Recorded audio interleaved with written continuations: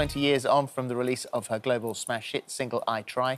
Grammy Award winner Macy Gray is back. Well, for her latest album titled The Reset, Macy has joined forces with the band The California Jet Club to create something which she says goes far beyond music. Well, we're talking to Macy in just a moment. First, let's take a look back at some of the hits that helped her rise to global stardom. Those songs, and Macy joins us now, and it's lovely to see you. Hi, Macy. Thank you. How are you? Coming in.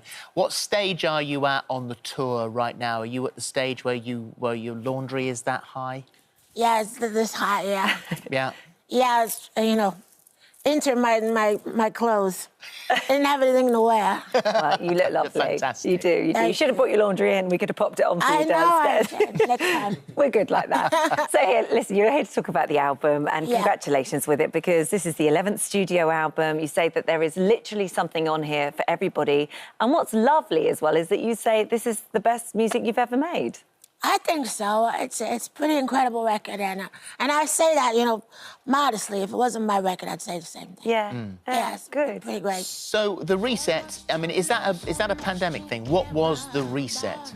Yeah, we went in the studio right in the middle of everything, like 2020, maybe July, like 2 years ago. Yeah. Exactly. So, that was a time. It was actually a good time to create because everybody was emotional and had a lot of, opinions, and there was a lot going on. So there was a lot, inspiration all over the place, It was actually a good time to make a record. Weird to go in and, I mean, as you say, creatively, to write an album during, sort of that period. There's a lot to write about. Yeah. A lot going on in your head.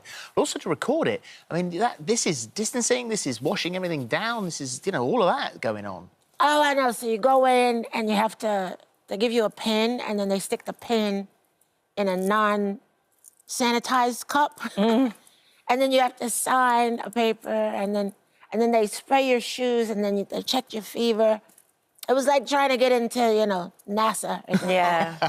And then you had, of course, if you had a fever, you couldn't come in. It was pretty wild. Crazy that is a time, reset for same everyone. here. Yeah, and you had to wear a mask, of course. Yeah. Which is hard to Hard when sing. you're singing. Yeah, I'm sitting there, easy. like, I don't think I can do this, So when it comes to releasing new music now, I mean, you've done it an awful lot, but how do you feel about it? Do you ever get nervous about it? Oh, yeah, always, because you kind of pour your heart out, and then you put it out, and you have to, you want to know what everybody thinks, or, you want people to respond. I mean, that's the whole point, is to get a reaction. But of course, you want people to love what you do, because it's coming from the heart, So you feel quite vulnerable, I guess, when you... Yeah. So it's like when people criticize it, they don't understand, like, they're criticizing your whole life, Yeah. Yeah. Well, you guys understand, because we you're understand. TV. Yeah, sure. Yeah. In the introduction, we said 20 years since that Grammy, which is incredible. But for you at the time, really, it wasn't a big deal, was it?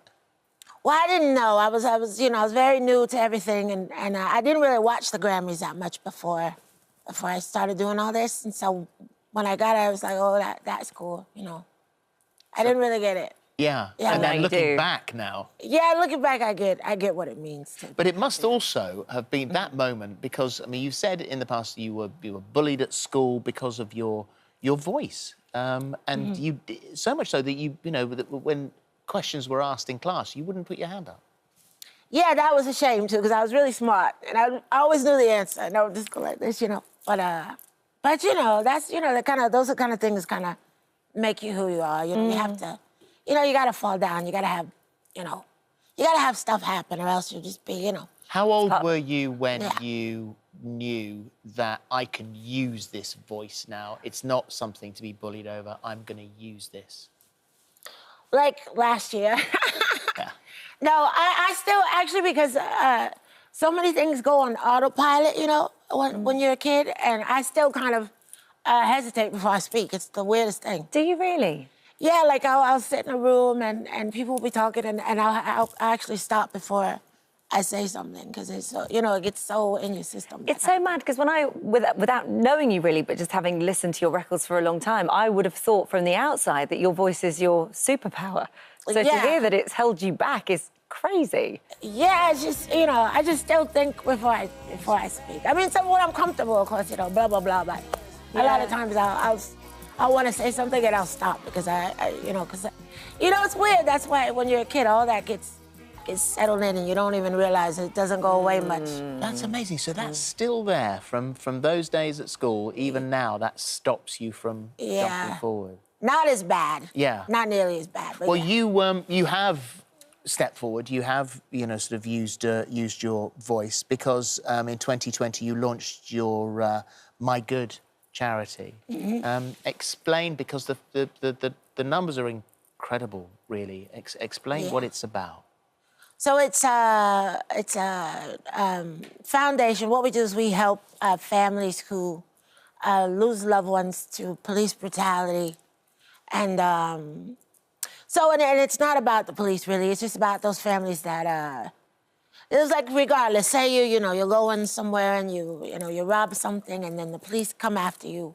And maybe that it was your fault to some level, but your parents and your family still lost big, So we're there for them. A lot of times they don't have the funds for like funerals because it's so out of the blue and healthcare, and they all have kids and stuff. You know what I mean? Well, you say it's not about the police, but Breonna Taylor, George Floyd, the names that we know, there is a very long list of names that became global, names that we all know. But you do say that this happens on a daily basis. It's just not reported worldwide. Yeah. Well, I meant our foundation's not about the police. The police are definitely play a part. But in the States, they're averaging about three police shootings a day. So three people a day die from police brutality. God, that's in the incredible. States, yeah. Well, it's an amazing organisation, so congratulations on that. Congratulations on the album. I know you are, as we started this, saying you were on tour. Where you went to Birmingham, you actually got some time to walk around and you fell in love with it. I did. I like Birmingham. Well, and, in an American accent, it's Birmingham. Birmingham, yeah. Yeah, but we had a really good time there. Oh, yeah. Good. And so you've done a little bit of festival work so far. Yeah, we did Hoopla, Mighty Hoopla, and we did Cross the Tracks. Yeah. And we did a Norway festival. So we've been going around for a while. You really have been, haven't you? Yeah. Yeah. Keep going. Yeah, Keep using that voice. It's lovely to see you. Thank you. You so much. The album, July the 8th, that's when that's out. The Reset. Oh, yeah, and we have a song called Every Night. That's amazing, everybody. It's out now. All your songs are amazing. Plug. Yeah. And if you need to bring your laundry in, we've got I'm all... thinking about coming back. Come back and bring the laundry. How long are you open for? We'll stay Every open day, for 5 you. days It's a fine. week.